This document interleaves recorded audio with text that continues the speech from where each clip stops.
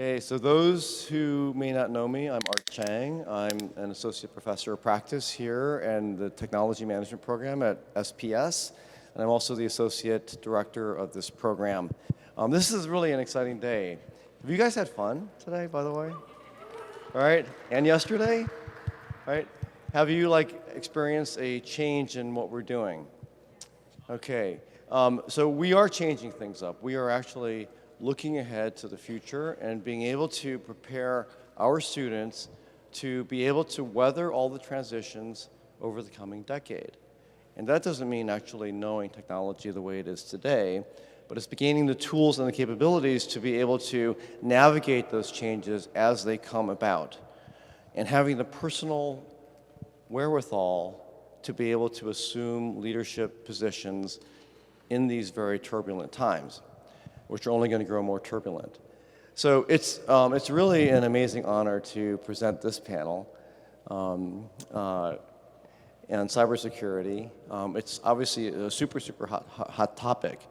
But for those who might be tuning in from Zoom who may not know Lauren, it is such a special honor to have Lauren here, a graduate of our program, someone who has ascended over the past decade to some of the highest positions in technology at places like JP Morgan and at NASA, and is now an entrepreneur and a mom, and has demonstrated a lot of the qualities that we'd love to see in our graduates.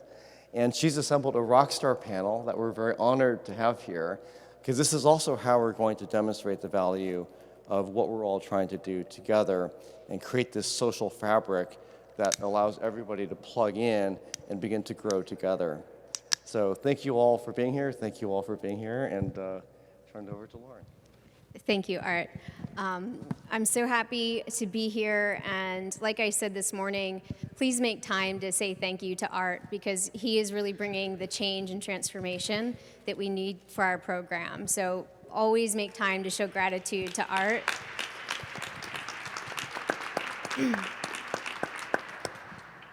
And he's reshaping it so all of you will go and change the world as technologists. He's creating that and creating that safe space to do that. So please make sure to take time and say thank you to both Alexis and Art. It's really nice to be here.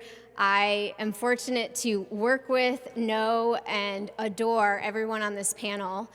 And I was intentional to make sure that we had representation of alum, as well as industry leaders. And I will start with introductions of all of them. They will give an overview of their careers. And they're going to ask, and I'm going to ask them one question to make sure that all of us cybersecurity people aren't seen as the people with black hoodies that just stay in the corner and don't talk to people. We are fun. We can be approachable.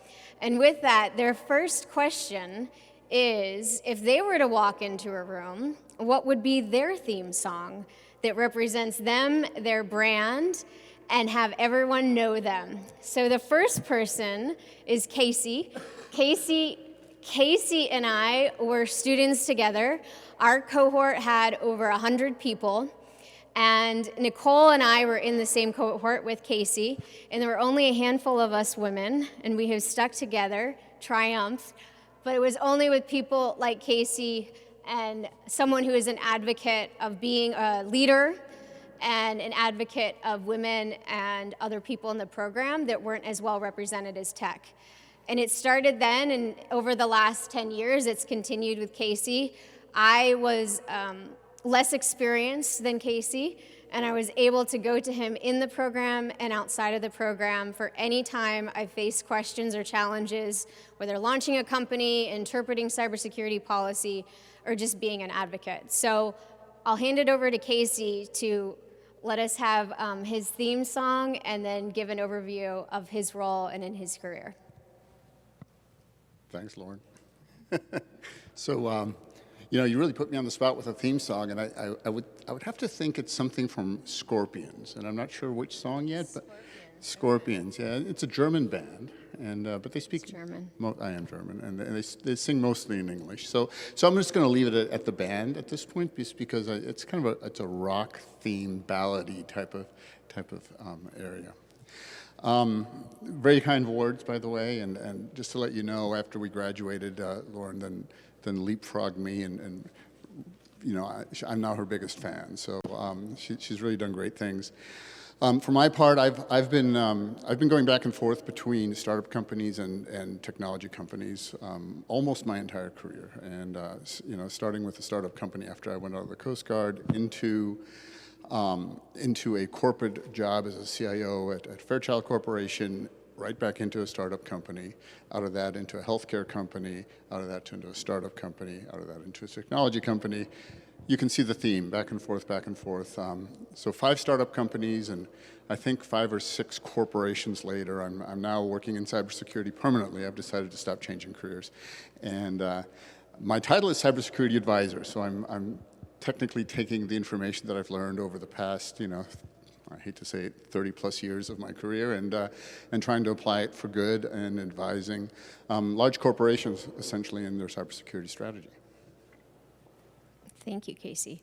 And now Nicole. So Nicole, like she has such a strong executive presence on this stage, for me, when I was in the program, was the same role model as a student, as a peer to me, and she still continues to be that. When I was a student, I looked at Nicole as someone who just represented and exuded strength in just a sea of ambiguity, not understanding the contents of the program, the intensity of the program, and Nicole was always just a representative of strength. And she's continued to do that in her career as now a COO. And so I'll hand it over to her to introduce her theme song that best represents her as well as her career. Thanks, Lauren. So I actually thought that Casey was going to pick the Rocky song, but he didn't. So maybe I can take that one. But my theme song, I think, would probably be the Wonder Woman song, although I don't remember the words, but I think it's appropriate. Won't make you sing, guys. No. I won't sing it because I don't know the words.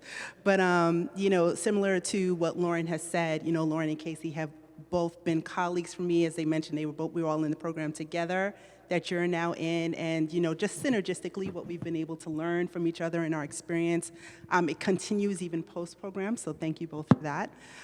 So for me, predominantly my career has been within financial services or in fintech specifically, and I've now been a COO for almost 14 years. After starting our own consulting company back in 2010, I am now the Chief Operating Officer and Finance Director of a law firm. It is the nation's largest cloud-based, women-owned, operated, full-service law firm in the country. We are soon to be global, thank you. We are soon to be global, and why I think this particular panel is of importance to me is as a COO, I typically work in tandem with CIOs, CTOs may work with me or under me, fall under my umbrella. So it's important for me to understand and be able to have the conversations at the table. And prior to the program, I felt like I didn't truly have that. And that was really challenging to have a seat at the table and not really understand what's going on. So I think that the program gave me that. These relationships continue to give me that. And now I feel more empowered. So thank you for including me. Of course. We still all share pictures of kids and memories in our WhatsApp group that we started, 9 years ago. So the social aspect that Art talked about is very real. And I hope, aside from everything else, that you find that human connection with each other. Take time, skip the assignment, spend time with each other, because it does last. And moving on to Jenny Stone. So Jenny and I recently met, but I feel like we have known each other for a lifetime. She is an inspiration to me. She started about 8 years ago, her own company. And being a woman in cybersecurity and launching your own company is overwhelming, as an understatement. And so she has continued to break the glass ceiling in several different areas, but while remaining very relatable and wholesome about protecting and nurturing the culture in her company. I recently witnessed that from meeting members of her team and meeting members of her leadership her leadership team. And we could have gotten to the technical and we could have gotten to financials and revenue in this, but we started first with culture and how they protect the people, how culture is the leader, and then everything else follows. So she is a leader who prioritizes people, and so I'll hand it over to her I can't wait for this one. I can't wait for Jenny's theme song. Thank you. And I feel so inspired by all of you. I think I've spent just 2.5 hours this morning, and what a gift to me. I have spent the last 20 years supporting the government and the bureaucracy, and I don't get a lot of access to energy and innovative, we can do anything attitude. So I needed today, and I didn't even realize how much. So thank you. And I would love to connect with all of you guys because the government is always hiring innovative future technologists, and so am I. So little quick pitch. But my song. So I'm always evolving, so my song changes every year. So I just want to tell you guys, my song last year was Shake It Off by Taylor Swift, which is an annoying song, but it's a happy song, but it also has a really important message, right? So I won't sing the lyrics to you because that would be horrifying, but I had to learn to manage my people-pleasing abilities to take my company to the next level, because I cannot be a people pleaser and run a 100-person company. We're shooting for the skies. So that was last year. This year is really follows from last year, which is last year I manifested I wanted to have more female leaders in my orbit because I had grown up working in a male-dominated space, and I looked around when I was interviewing for some of my executive positions, and I only saw male resumes, and I was so, what is wrong with me? And so I put that out into the universe, and Lauren is one of the gifts that came into my life, and there's a list of about 5 others that I've now found a way to work with formally and informally. And so my song for this year is I Found You, and that's by Benny Blanco and Calvin Harris. So those are my songs. So next year if I come back, I'll be on to a new thing. I am not good at mincing my words, so I will quickly give you my background, but if you all ever need help with navigating stuff, please. I've been through a lot. I started my career 20 years ago, like I said. I was in DC during 9/11, getting my master's from Georgetown in security studies, and the field just blew up around me. And so I started always on the private sector side, never a public servant, though I had hopes and dreams of becoming a public servant. It just didn't work out for me.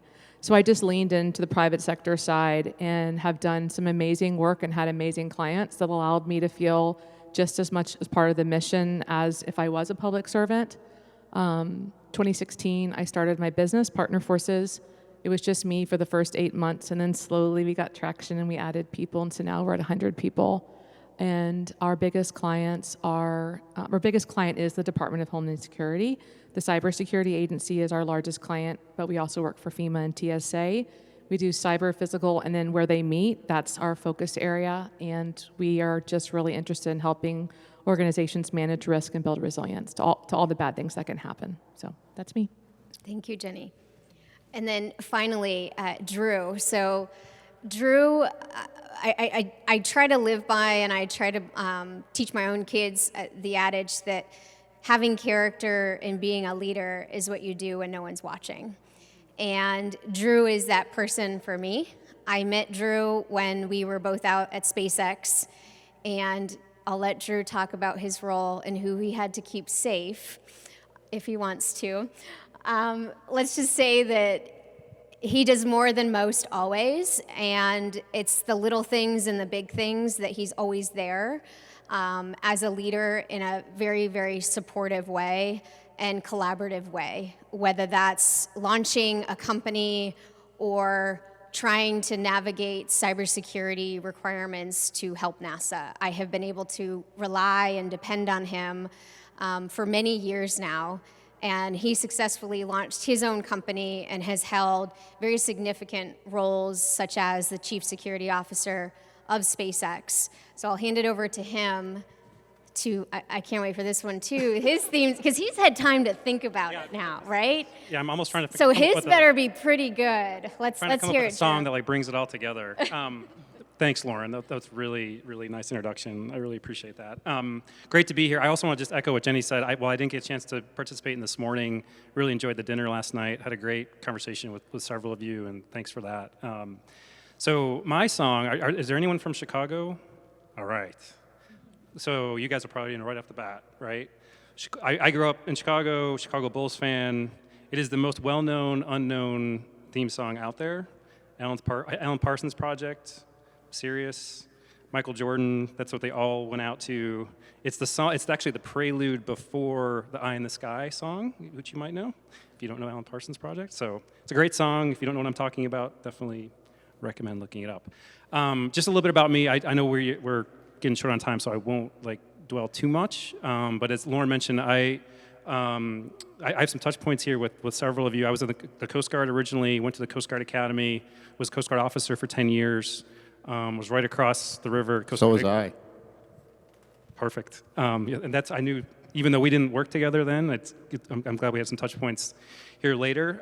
I spent the year after 9/11 at the Federal Bureau of Investigation headquarters, basically acting as a spy for the Coast Guard, and then went over to DHS. Was initially Secretary Ridge's briefer, watched Secretary Chertoff came in, met people like Jenny, and did that we were in DC for almost 10 years, and then government really wore me out, and we wanted to get back to Chicago, so I worked initially at Argonne National Lab for 2 years, and then joined the private sector. I was a chief security officer at the Chicago Mercantile Exchange, which is a big futures options exchange, similar but different than the NASDAQ and NYSE. And then randomly, SpaceX called me, and before you know it, I'm sitting in front of Elon, and he's interviewing me, and he offers me the job, and we actually talked about, that's another story, but yeah, so I ran physical security initially, and then did a lot of stuff with cyber, and that's where Lauren and I met.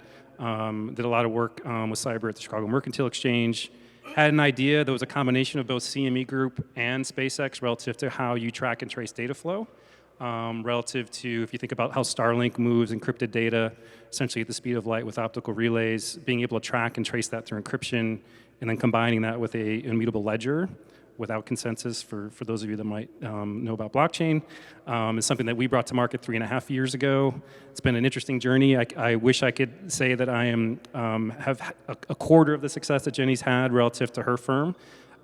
Tech startups are really, really hard, and that's one of the things I loved about talking about last night with some of you guys. So if there's anyone here that wants to talk more about their own startup and what it's like to raise money, deal with investors, set up a cap table, I'm happy to help. And look forward to talking more. So thank you. Wonderful. All right, so we're going to dive in. I'm going to first start with Nicole.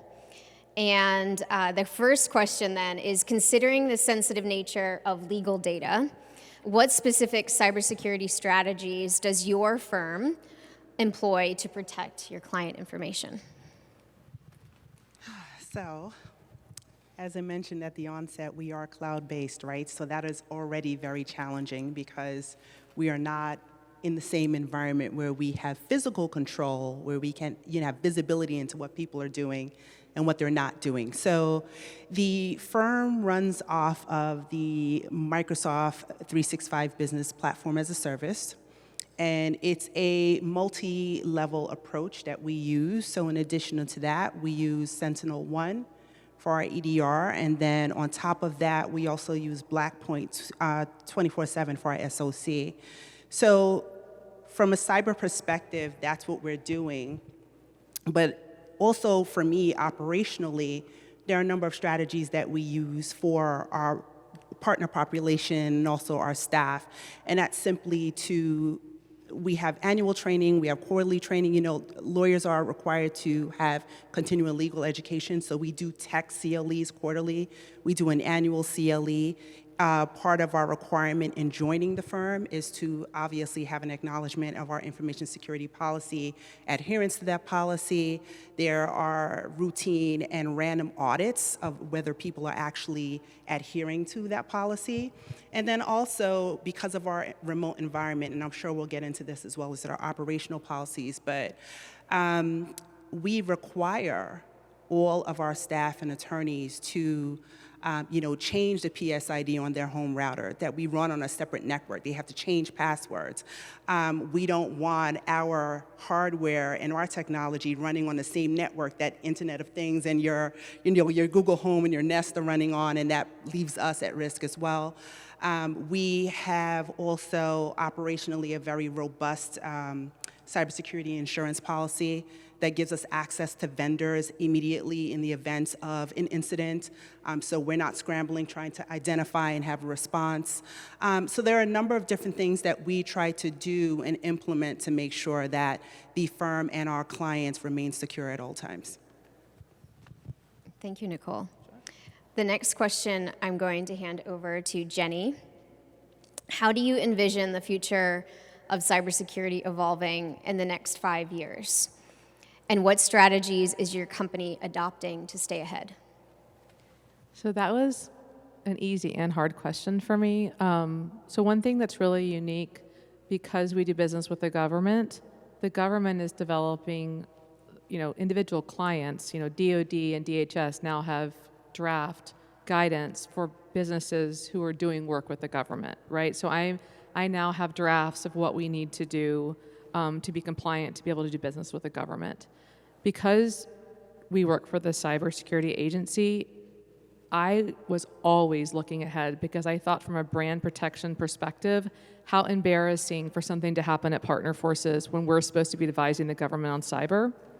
So one of my very first positions before I hired a first my full executive team was the director of technology, who was dual-hatted, and I knew his background and kind of had watched him grow up. And so we've had pretty sophisticated, for a small business, procedures in place.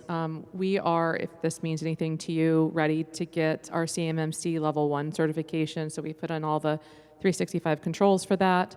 Our employees are so annoyed at us, but we've, really turned up all of our filters. I can't tell you how much stuff I find that's sent that I don't find.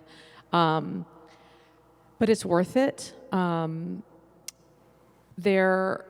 It's a scary place for a small business to be, so I kind of feel like I'm racing time. The next kind of level of things we have to figure out is a SOC, because to get to level 2 is the SOC, and that's so expensive for a small business. And so call out to the innovation people out here. I think that there's a real business opportunity to create an offering for small businesses. We are smaller, so the threat landscape is smaller because our footprint is smaller. So, and I just feel like there's got to be someone coming into that space now if the government's going to put these regulations on us. So that's a whole separate conversation. But so we've stayed ahead of it. We've used gamification. The average salary at my company is $100,000. These are very smart people that have a number of years of experience. You still wouldn't believe how sophisticated you guys would. The APT, the targets, spear phishing and social engineering and all the phishing stuff. It is so sophisticated. So we've gamified it at the company to make it fun, and we actually give rewards for people when they catch it, because it has become such just a core to us, and it's about both protecting our data, protecting the government's data, and then also protecting our brand. So it's something we think about a lot, and the director of technology reports directly to me. The threats are going to get more sophisticated. Lauren, the quote from this morning about AI and creativity, right? AI should fuel creativity, and it does it for the good guys and the bad guys. The government is seemingly moving towards there's a lot of space where we do need some regulatory guidelines without going overboard, but they're also starting to put in rules about how it can be used, AI can be used, and other things that will help us better defend and more quickly defend against cyber threats, and I'm very concerned about what that balance ends up looking like. But still, regardless of that sophistication, just the basic stuff, we still have so far to go with the basic stuff with cyber hygiene. And it's still a huge responsibility. And, I think that the Biden administration is really leaning towards trying to figure out where responsibility lies between us as individuals and consumers and these big tech companies. And it's going to be really interesting to watch what happens. Another career idea is a legal field with technology. We need legal minds to help us navigate this. I can't believe I'm saying more attorneys, but that is what I'm saying. I think it's really important. And so just sprinkling some ideas here for you guys. Our CTO and CIO are both attorneys. I don't know how I feel. They're both That's a engineers powerful too. combination. You know? I don't know how I feel about that. All right, I'm gonna let you, because you had to go first, so I'm gonna go to Drew. Okay. All right. I'm good with that. All right, Drew. In your view, what are the emerging cybersecurity threats that organizations should be most prepared for? Yeah, I mean, it's a good question. I think I'd piggyback off of some of the things that Jenny was talking about. I mean, I think certainly some of the traditional security, both cyber and physical security threats that exist will continue to exist. I think there are a couple of things that new technology is going to exacerbate, right? Either exacerbating the vulnerability, not necessarily the threat vector, but making things more susceptible. And off the top of my head, right, I mean, everyone's talking about AI. That is an easy one to pick. From my perspective and what I've been doing with my startup, when you look at the two biggest existential risks to AI at a very high level strategic perspective, the biggest one is that we lose control of it, right? Especially the military, right? That's a problem. The second biggest one is the whole deep fake. You know, how do you ascertain what's true or what's not, right? And there's a whole bunch of different efforts there. And it stems, in my mind, a really rich area for both the problem set as well as the solution set around quality of data, integrity of data, how you're tracking data, how that data is audited, as well as even just what's ultimately coming out on the internet. How do you verify something was actually real? And we're seeing some really cool technology from a security perspective being interlaid with photography, right? When you've got Thomson Reuters being able to put a hash or a mark against that picture and be able to know what's wrong or what's not. I think it's a question of just like any innovation. How do you keep up with that innovation? How do you then also look at the solutions and scale those solutions in such a way that you can potentially protect against some of those vulnerabilities from a security perspective? So that would be one. The second one would be, I think something that's more understated that people don't fully appreciate is 5G. I think what you look at what Starlink is going to be doing with 5G soon, 5G, in my mind, just exacerbates the IoT threat substantially, right? I mean, you're now taking everything and multiplying those potential attack vectors. It just makes IT more problematic than it ever was before. And I think that's another area that hasn't gotten a lot of attention that I think might come up later. I think there's some other things too. I think the traditional data loss prevention, DLP, insider threat is always something that comes up that's interesting, that combines both physical and cyber. I think AI is going to exacerbate some of those components as well, especially when it comes to understanding that deepfake problem in terms of what's real and what's not, and how are we protecting IP. I think the value of data cannot be understated going forward, whether it be open source or proprietary data, and how that data is being used is just another function of that. So those would be the three things that I would think of off the top of my head. I don't know if anyone else on the panel has a thought on that. Casey, you want to back me up on that or no? Yeah. You can say ditto. That's okay. Yeah. No, I think you're right on. These are the things that I think, especially what you're saying about 5G is an interesting one, because I think we've kind of put 5G off as that. Oh, that's just another cell phone technology that was promising and didn't deliver, and when in fact it's going to create a completely different attack vector that is coming from places where we're not prepared to protect from yet. Right, and so that's something just to keep an eye on, and solutions will appear in that area, but they're not there now. Okay. All right, Case, here we go. Oh. This is a question for all of your roles as CISO, startups, CIO. How do you balance... Scorpions. How do you balance the need for strong security measures with maintaining user convenience, accessibility, and efficiency? Oh, I didn't read the rest of that question. Okay. Question? So Shoot us on the fly. So you've probably heard, or does anybody know who said that culture will eat strategy for lunch? Who said that? I'm asking, I don't know. Yeah, but I'm going to turn that around and say that bad security culture will chew up your security strategy and spit it in your face. And the reason I say that is that no matter how many controls you put in place, there's always going to be a way to subvert those controls, whether you're doing it on purpose or whether it's accidental. And one of the things we used to say when I was at Joseph A. Bank is that a tailor in the smallest tailor shop in the last county of the organization, in the last shop of the organization, could probably defeat our endpoint detection algorithms with his pinky by accident. And we don't even know how that's going to happen yet. And it's because they don't know, generally, or they haven't practiced, or they haven't been brought into the whole idea of their job is not just to tailor clothes, which is very important. It's their main job, but it's also to protect the company in other ways, and with access to computers and access to technology and things like that. That is a risk that you always have to think about, right? And we talked about insider risk. Insider risk, the way I think of it, isn't malicious generally. I think most insider risk is accidental. It's somebody does something that they thought was okay, and then bad things start happening. So that would be kind of on the high level, is that whole idea that if you want to protect the organization, then you have to instill a culture that is acceptance of the controls that you're putting in place, and that understands why those are important, understands why and how they affect risk within the organization, which then brings it around to how do you measure risk, how do you explain risk, what is risk within the organization, and so what is hard in every job I've ever been into is quantifying or even explaining risk, right? People say, well, that's cyber risk. I'm like, well, is cyber a risk?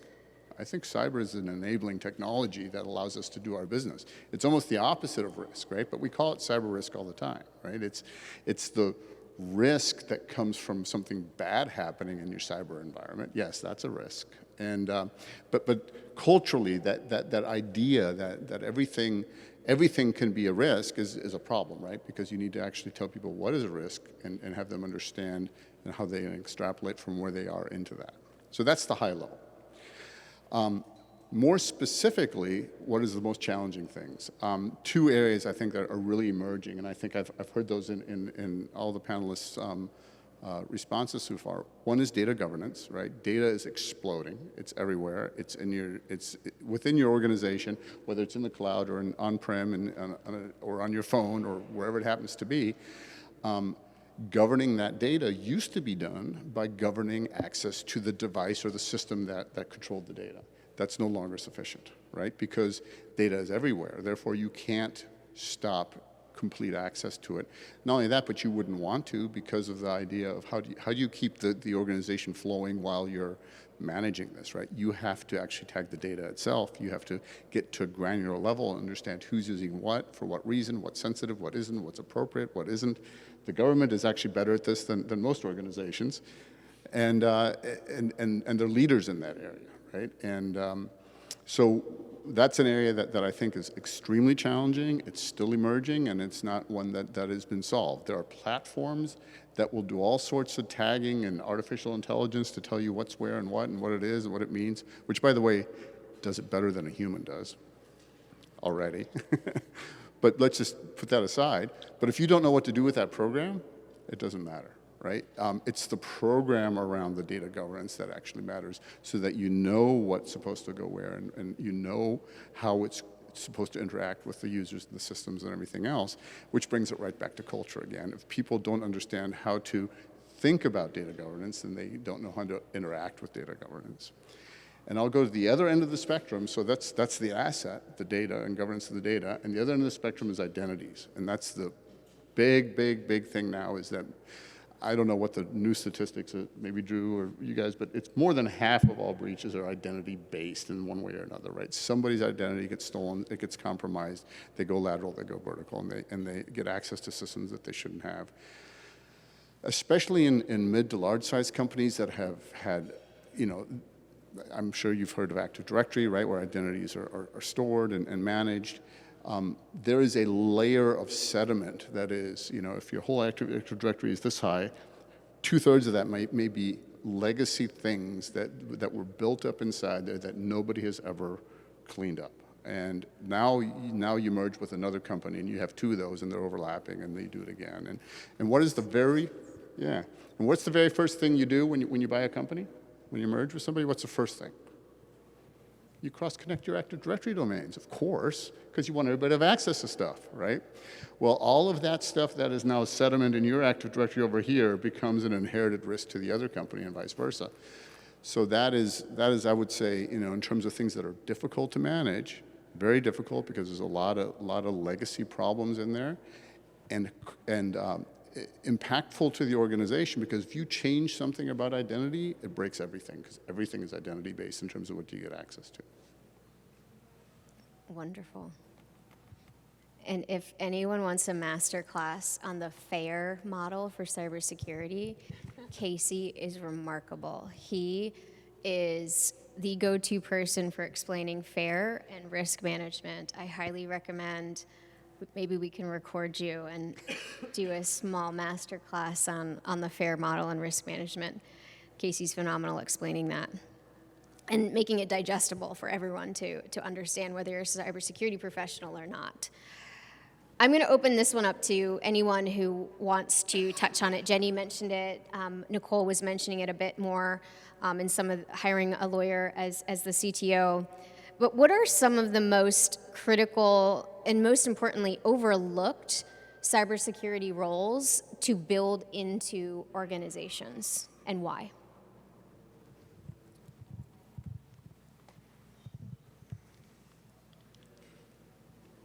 Any ideas?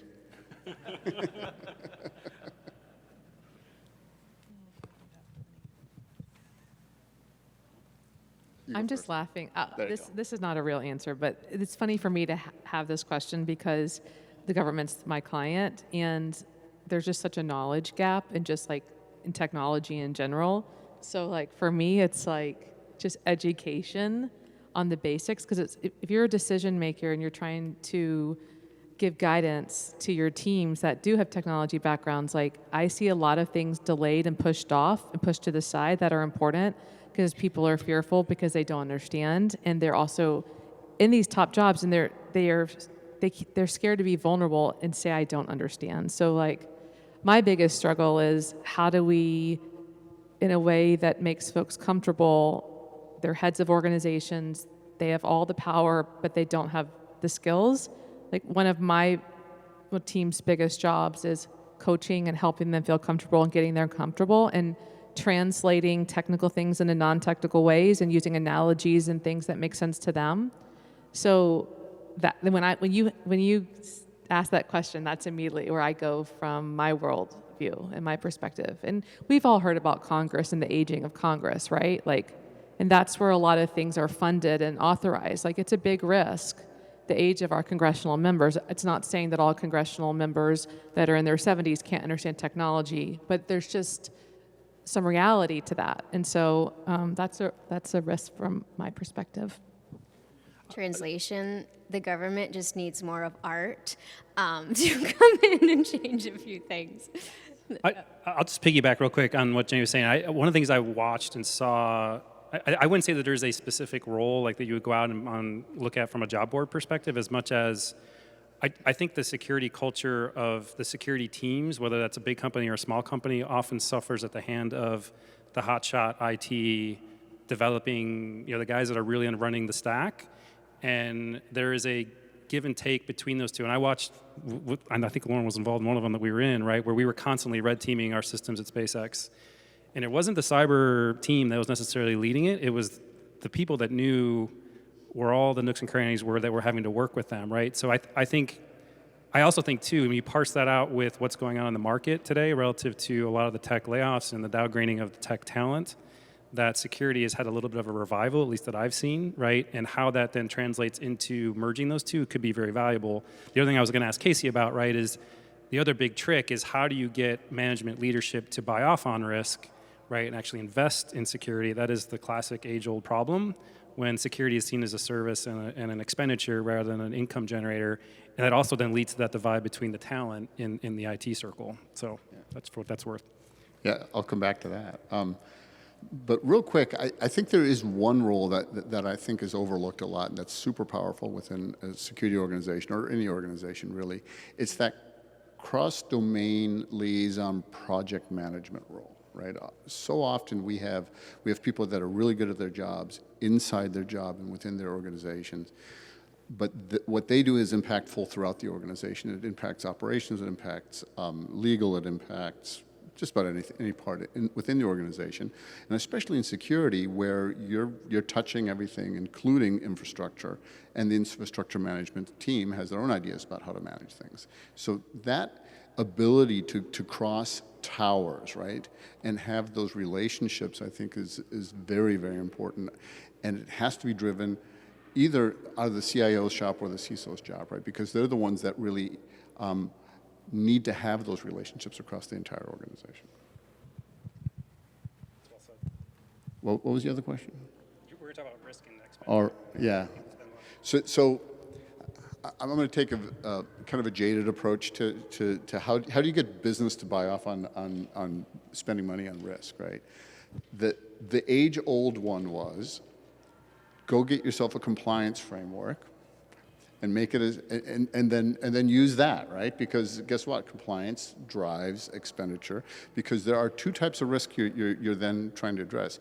You're addressing both security risk, which is the one you're really trying to get to, but you're also addressing compliance risk, which is one that can be just as expensive as security risk, right?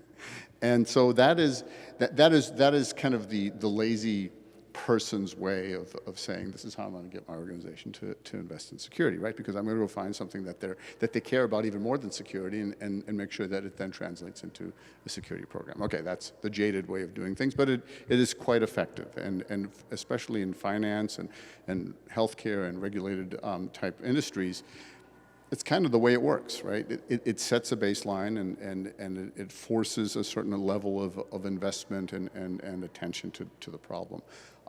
But I think you've probably heard this before too, it's compliance is not security. Compliance is the floor, and now you have to build up from there. And that's really where it comes down to what Lauren was talking about. How do you explain risk, right? And the most complicated way of doing it, and also probably the most accurate, arguably, would be something like a FAIR model, where you go in and you actually use models, financial models, to try to figure out what is the actual risk and put a dollar figure against it. And then you say, if this thing is $1 million worth of risk, then I will take $500,000 that off the table and insure against it, and I'm going to do this other thing that costs less than $500,000 to mitigate the rest, right? That's labor intensive, it's expensive to do, it's hard to do, there aren't that many people that know how to do it and everything else, and even if I give you a master class, I'm not even sure I could do it. However, in between some places, risk registers, right? And this is really the common way that most people are doing it, is they identify a risk, hopefully they do it properly, right? It's an actual risk, it's not just a term that sounds risky.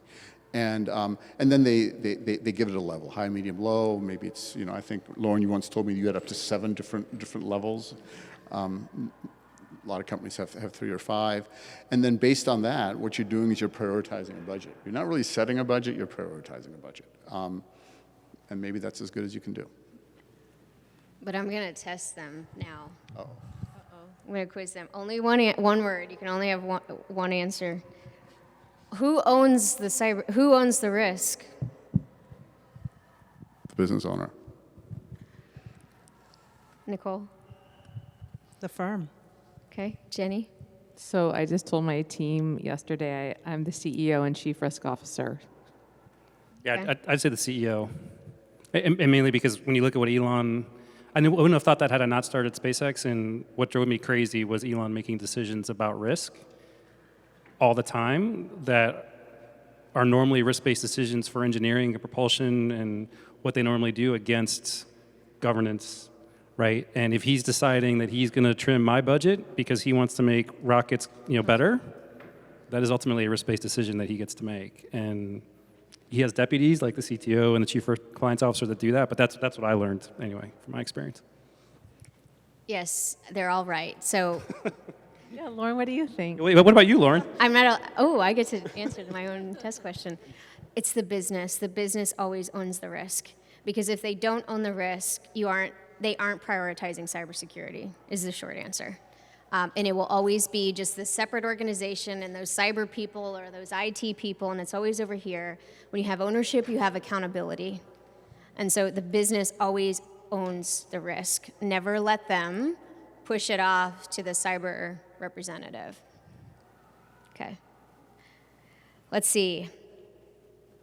I have 4 minutes left until we're going to pivot it over to the next question. So I'm going to have this one for Nicole. So clearly you are a COO, and so not in the traditional sense a cyber role in your organization, but how do you offer the prioritization of cybersecurity as a COO into, because that role is arguably incredibly significant in a company, and how do you influence the organization to prioritize cybersecurity into your overall operating model? Yeah, so I think, and everyone on this panel's kind of touched on it a little bit, and it's no different for our firm. Like our biggest, the people that have the most impact are, in fact, our people.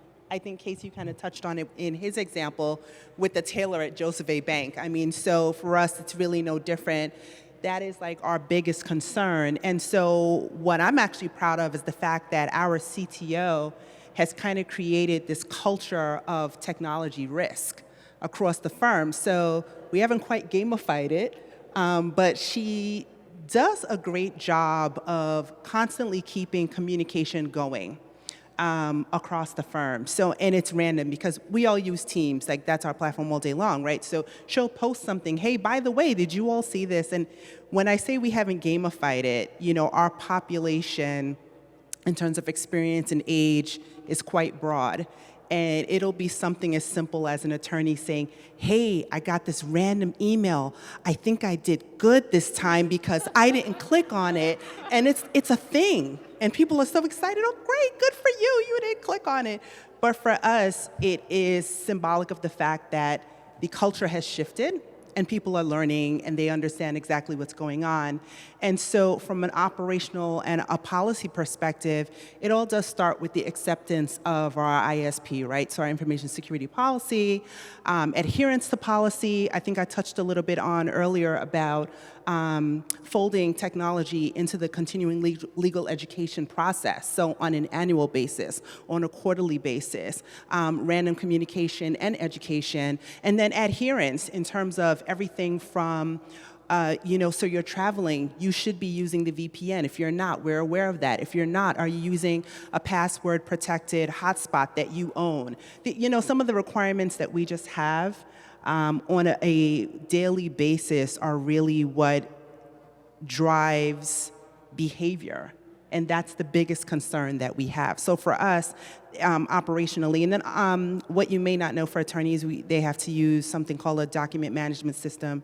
So that's all up on SharePoint, encrypted emails because it's using information that's going back and forth. And obviously attorneys always redact documents, and shred them. So there are a number of different things that are included in our operational policies on a day-to-day that apply to that. And so we always also try to take a more stringent approach beyond what's actually required. And so we're also very proud of that as well. But I think in terms of the culture, that is the biggest contributing factor that helps and contributes to our success when it comes to cybersecurity. Because the mindset has changed across our population. That's wonderful. And so I stay in the good graces, hopefully, of the time wardens. I am going to open it up. Ooh, I got a nod. Okay, I failed miserably in my last test. So I'm going to try and do better with time management and hand it over to the audience for any questions that you have for this group. And I'll just invite, it doesn't have to be cybersecurity specific. So they have all launched their own startups. They have all reached C-level titles. So I want to make sure that I invite all of you to ask any question to this audience. It doesn't have to be tailored and specific to cybersecurity. Bonus for cybersecurity startup question. And I think we have the mics floating. Yes, we do. Okay, we have floating mics. Hello, my name is Kalia, like Kalia on the phone. I'm really excited to hear about all of your experiences. The whole time I have like 4 pages of notes here. I'm really passionate about the gap that you all identified around data governance. I view privacy as a human right, and I think data is an existential crisis that we need to address as soon as humanly possible. But I also need health insurance and to pay for my mom's retirement. And so do you have any recommendations or advice for a working executive now who does want to pursue additional education in the legal field? Because I've realized that is a major gap. Currently, I work in healthcare, and being able to not only administer regulations through HIPAA and other compliance things, but also as a business and how we can monetize and differentiate ourselves to competitors in research. I'm doing a lot of translating and making up a lot of stuff along the way. So I was just curious if you have any recommendations for someone who has to, continue to work full time, continue to have all of the pressures and burdens of being an executive, but also have the financial burden of, a family to take care of at the same time. And, how would you balance and advise me to handle that? Okay, so I look to my left and I look to my right and I get 4 nods. So here we go. What I will say, I'll share my own experience, and hopefully that will help you. When I was in the program, some of the best advice that I received was to really hone in on exactly what it was that I needed to focus on, because I wanted to touch everything. You cannot, there is some truth to trying to be, jack of all trades, master of none, right? So you really want to hone in on that thing that you are most passionate about, and then I would seek out whatever programs align to that. And since you are in a position where you do need to focus on continuing to be an executive, insurance and income and all of that stuff is maybe similarly to this program, maybe something that's remote, something that is in the executive focus of education that's going to help to continue to fuel what it is that you're pursuing. So I would say that. I wouldn't necessarily say, hey, go to law school, unless that's exactly what it is that you'd like to do.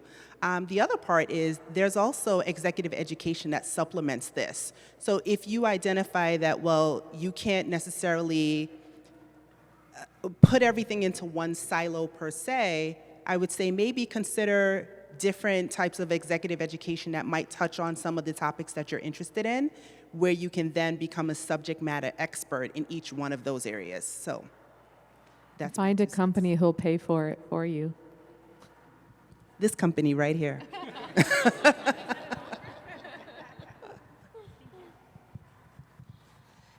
Hi, I'm Michelle. Thank you so much for all of you being here.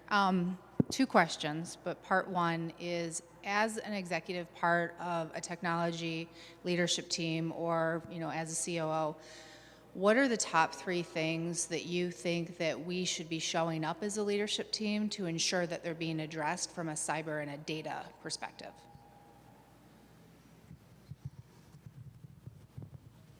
It's always hard when somebody says, give me 3, because maybe I can only think of 1. But, but let me try. So let me get the question right. From an executive perspective, what should we be showing up with, right? As part of the leadership team, right? If you're not, yeah.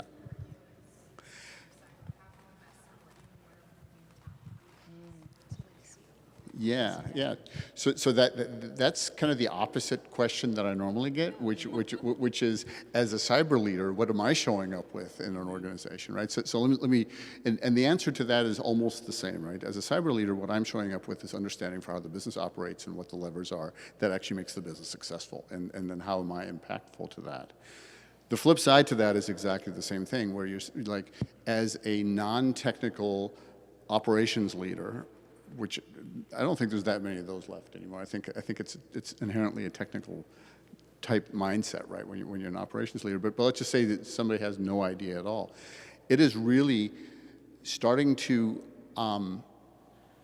because you can't live under a rock, and you have heard of all the things that are out there, is come asking the questions, right? The one thing that I think we all are very aware of is ransomware, right? As a COO, I would expect the CEO to come to me and say, how are we for ransomware, and what about my factory operations, right? Or what about my IoT systems, or probably not that relevant for ransomware, right? But what about this system over here? What can I do? Because I heard that's the biggest risk that's out there right now, right? Come asking a lot of questions, and you will get very specific answers, because it is something that security professionals certainly have spent a lot of time thinking about, but they don't necessarily have anybody to talk to about it, right? Because we're talking abstract, we're talking in generalities, and if somebody comes and says, what about this thing? We can very quickly say, well, this is how we think that needs to be protected, changed, operationalized, whatever that happens to be. So I think that would be kind of the one thing, is come asking a lot of questions about the things that you're hearing already. For my response would be also to come with, when things, so businesses that are thriving are usually are rapidly evolving, right? And things are changing. What's the stat? Like a growing business changes its org chart every 6 months, I think is the stat. So sometimes it's hard to keep track of everything going on in the business. And so trusting people to be watching out for you about new things coming online, new things down the road. I know if you're in charge of investments and cyber and tech investments, knowing that ahead of time is really helpful. So that's what I know my team loves to have information on, because we're constantly thinking about future projects and future ideas, and there's not an issue now, but like we need to be bringing them in early. And so those are non-technical project people coming in and sharing their information with us. I would just also add to that for me, I always want to understand why it's important. And I think what you touched on about education, I think that oftentimes people who sit in the COO space don't necessarily understand that. I think you maybe alluded to that as well, Lauren, that they don't really understand the impact of technology. Although I do think that has now become somewhat industry agnostic. I think one of the things you want to do is just make sure that you come armed with the data that answers the question of why, right? So when you're making a database decision and you're seeking investment, right? And it's the same thing as if you're starting a business. You need to be able to come in and prove your point as to why the business needs to make that type of investment. And I have seen it time and time again where you will get the buy-in that you need because you presented an argument that simply can't be disputed. And especially if there's risk involved, that's education. You're coming in, you're educating the executives that you're working with. All right, I'm Michael, I have the microphone. Bear with me on this one. I'm wondering if you're willing to share an example of when you strongly disagreed with your CEO and how you managed the situation and also managed yourself. What was the last part? How you managed the situation and how you managed yourself when you strongly disagreed with your CEO on a topic. If it's a cyber in flavor, fine, but open-ended. Yeah, I guess I'm getting Tell us the about looks on Elon, that one. Drew. Tell us about Elon, Drew. Yeah, that's a great. Yes. So, there's always that balance, right? I was thinking, and Jenny mentioned it before in terms of the dichotomy of here's a small business that's looking out for the cybersecurity entity of what's the leader of DHS and effectively the government. The last thing you want, right, is to have a cyber event, and that's a bad day. And there are different techniques, and this is maybe a little bit more tongue-in-cheek than what Casey was talking about, right? But the other way to kind of simplify this is, do you really want to be on the front page of the New York Times, right? Because something bad happened, and because you weren't doing some basic due diligence, and you were a company like SpaceX that's supposed to be the leader and pioneer of all this innovation in tech, and oh, by the way, we're flying humans and certifying space flight with NASA and $1 billion at stake, and we've all seen the news, right? Like with Starlink and what happened with Ukraine last year, and how all of a sudden they're in the forefront, right? So that is usually a good technique to say, okay, how do we risk mitigate in real time relative to just basic operations, which usually drives some attention. And at the same time, too, how do you do that in conjunction with an organization that needs to get the job done, right? And so at the end of the day, I mean, SpaceX is very binary when it comes to, there is a tangible success, right? Some people will say that, Starship, the recent launch of Starship, because it didn't make it to orbit, was a huge failure. It actually was a huge success, right? But at the end of the day, if security is preventing that from happening, like that is not the place you want to be, right? So there's that balance around how do we work with not necessarily the CEO, but how do I go in and get people like Lauren and people like, Mark Jankosa, who runs all this, to get them as advocates for me so that when I'm sitting in front of the boss, it's not just me saying it because I think I know what's right. I have, all these people that worked with him and was a Kwajalein Island with him that he trusts and they agree with him. And so I find that to be very effective, and I think that's true in any organization, right? I mean, you don't want to be the one person who's going to the boss saying, this is my hill, I'm going to die on it. Now that being said, right, there are decisions that were really hard where SpaceX is making decisions that are risk-based that at the end of the day, they pride themselves on being a startup. They're a 20-some-year-old startup that is going to put that innovation and that high degree of risk tolerance and failure does go into things where it's like, professionally, that's a hard place to be when that's a failure that I don't want to be on the front page of the New York Times, and that gets to be very challenging. So it is personally tough, and I think anyone in that in those types of environments have to make those decisions around what can you accept for your career. And in some part, I tell people if I was 25 and single, I'd still be at SpaceX, 100%. But I have 3 kids and a wife, and in some respects, working at a place like SpaceX is almost like working at like Apple or any of those little high-tech firms where you're essentially in a cult, and if you're not part of that cult, like you're seen as an outsider and you fall behind, and that's at the detriment of other things that might be important to you. So anyway, that's a very long. I don't know if that's getting at what you were trying to go, but thanks. Good question. Maybe I can add just one thing from the perspective of if the first time you're thinking about that is when you're having the conflict with your CEO, it's already too late, right?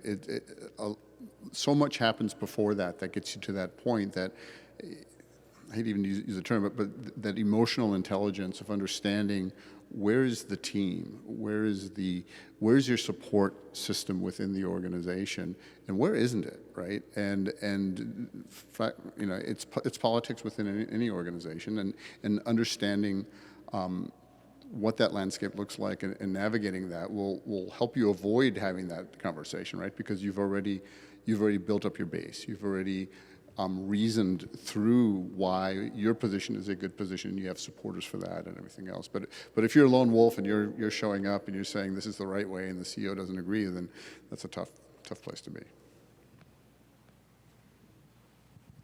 From an operational perspective in cybersecurity, so in our cybersecurity course, we talk about don't let an incident or a bad event be the first time that you are introduced to the CEO or to the team.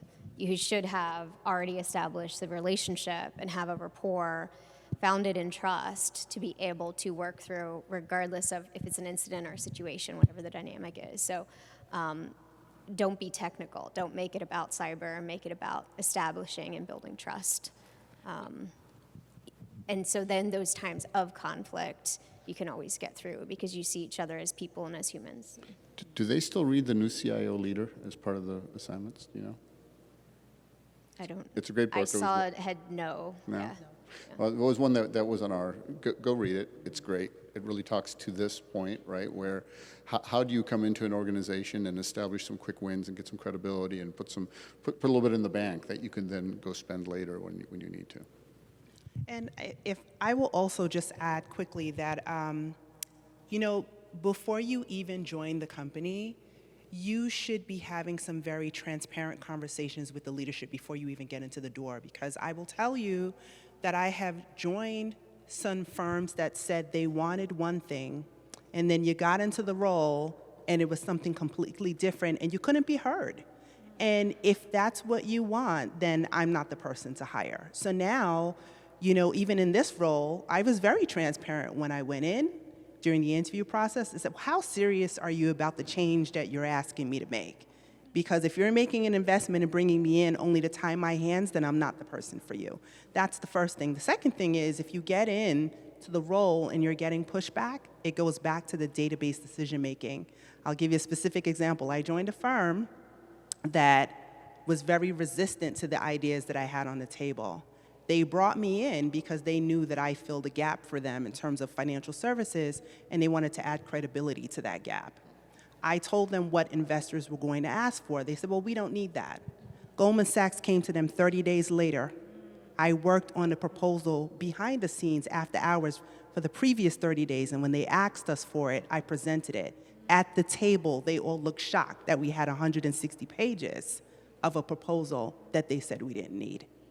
Data-based, fact-based will win every single time.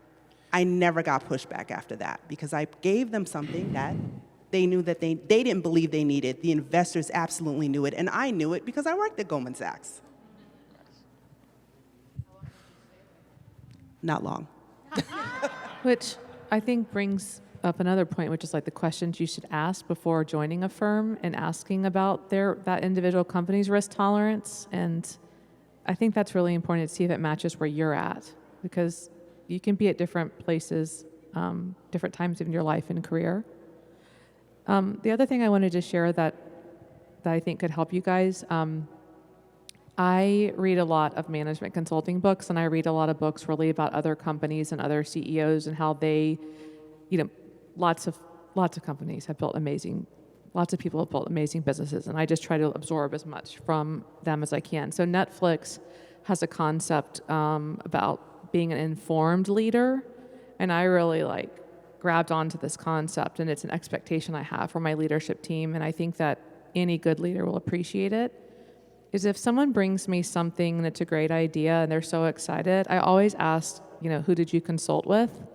If someone brings me something in isolation and didn't consult with their peers, because most of the things in my business are multidisciplinary and it crosses the COO and the chief delivery officer and a lot of different people, I'm like, well, I'm not ready to see it.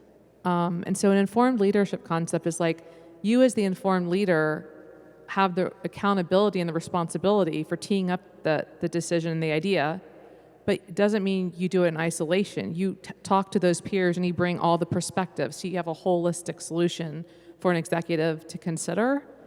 And that has saved so much time and frustration for our company to push that down throughout the business. And I just think it's such an awesome way of working that you really can't go wrong with, and I just wanted to share that with you guys. Vinita here. So I actually have a question regarding cybersecurity. You spoke about legal tech, then there was a discussion a lot about security. There was another point about reg tech, which is, again, relating to compliance. From my understanding, these three comprise of, they fall under the umbrella of cybersecurity. But from let's say from a founder perspective, right, if I want to have a legal tech, now a legal tech product, to build it for one particular company is a different situation, but to build it for multiple companies, multiple geographies is an entirely different scenario. And the same happens for reg tech as well. So what's from your experience, what do you think are the sort of products that can actually thrive? Because these are two very upcoming companies, as in fields that people would like to work on. But I think these are major on-the-ground challenges that people come across. So what would your suggestions be on that? Yeah, so reg tech is really tough. George and I were talking about that last night, right? I mean, you mentioned two companies. Did I miss which companies they were? No? I don't think she's Just in general. Yes, in general. Yeah, so I think that's and I think everyone can relate to this, right? If you are dealing with a very mature, larger company that has had an existing tech stack for a long time, an existing reg solution, their risk around bringing in a new solution for a new process, especially if it's regulatory risk, is going to be really low. Even if your reg tech solution is higher. Now, there's a bunch of different stuff on the market, but from my perspective, that is a very, very hard place to be innovative and start as a small business company from scratch. And I'm ground zero for that because I've done it, and it's not easy, right? for all the reasons we've talked about relative to reg tech doesn't always bring in the money. It's not a revenue driver. It's hard to raise money on that. So what I've seen, and there are other examples of this, where you have companies that are doing something really well for something else, and then they backdoor back into a reg tech solution that usually works and is maybe at a lower price point. But reg tech is not, even compliance more broadly, is a tough place to be and sell into, unless you're in the middle of a crisis, right? Unless something bad happens, you are on the front page of the New York Times, then everyone descends and says, we're going to fix this to make sure this doesn't happen again. But in normal times when nothing's happening, that's a really tough thing. I don't know if that fully answered your question, but does that make sense or no? Sorta? Okay. George. Hi, George. So I had a couple of questions. Like, one is the fact that, as a security professional, we try to be on the ball and be ahead of the game rather than play catch up. And one of the things I noticed is when we have these big shifts in technology, like whether it's, virtualization or public cloud, containerization, and now Gen AI, I think, we don't have the quite good frameworks to measure the risk around those. And I was wondering, like, what's the approach that you take when the business wants to move ahead with enablement because it's accretive to the business, but you're like flat-footed in the area because it takes quite a while to analyze the environment and put product and get people to manage those controls. How do you approach that problem?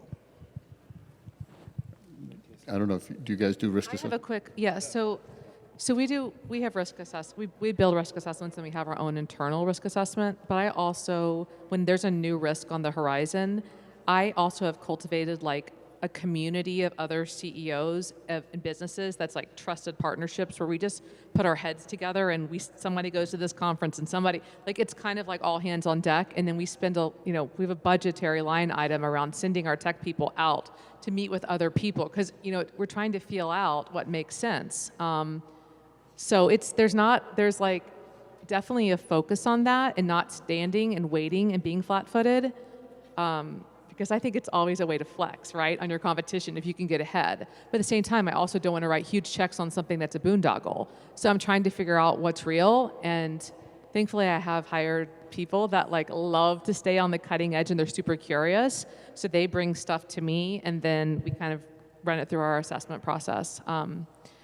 We're blessed that we work for the government. The government is really good in certain parts of sensing out things, and so like just naturally, we're doing that on behalf of the government. So there's a benefit to us just as a business to know these things. And just to build on that, my answer was going to be go find somebody that understands it and ask them, right? Because really that's what you need. You can't within an organization generally have all the expertise for everything, right? So you're going to have to go outside. Jack Jones, who was one of the authors of the FAIR book and the FAIR model, he talks about almost anything is better than a wet finger in the air, which is how most people measure risk, right? And so the more information you get, the more informed it will be. And if that's one data point, it's better than zero, and if it's 10, it's better than one, and then you just keep going. And at some point, you'll get to the point where you think you have a pretty good idea what it is, right? But you can short circuit that whole process by hiring somebody or a company that has the expertise or has gone out and gained that expertise and now can just leapfrog you right to where you need to be. One quick one, and I know we're getting close on time, but I would say it's kind of building off both is the what are your peers doing, right? Like, how are they approaching it? It's kind of what Jenny was saying too. It's like a competition, right? So I mean, if you're at Morgan Stanley, what's Citi and JPMC doing, right? And how can we be better? Because how can you develop those relationships, understand how they're approaching that problem? I think that's really powerful. And as well as one other quick thing, the value. One of the things, the biggest things I learned in my career is being cross-industry, right? And understanding the value of things that work from a compliance perspective, domain perspective in aerospace is very different than financial services, right? And so if you could find someone that has that same problem in a different industry, that's why I think where innovation is seated. So I think the one drawback to that is your peers are less likely to talk about some of the new stuff that they're working on, and that becomes a little bit of a barrier and a challenge when you're trying to get feedback for something new because they're also working on the same thing Yep. and they want to be first.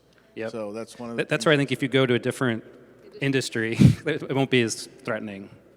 But I know that's not easy either, right? Because they don't necessarily have the same processes. And yeah, that's a great question, George. Okay, one more question.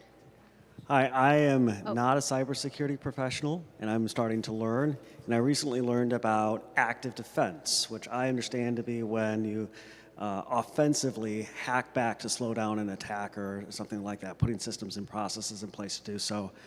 I read that, and my question is that okay? And if so, to what? Where's the line? What are your thoughts and reactions to that? Yeah, so, I mean, one of my worst days at SpaceX was, I don't think you were there for this, Lauren, when I was told by my team that they found a Pineapple device that was transmitting and it had a signature of a foreign national, and they were actively there. pinging. Oh, yeah. I was involved. And I go to my boss and I say, this is what we got. And he looks at me and says, do what you normally do. So we did.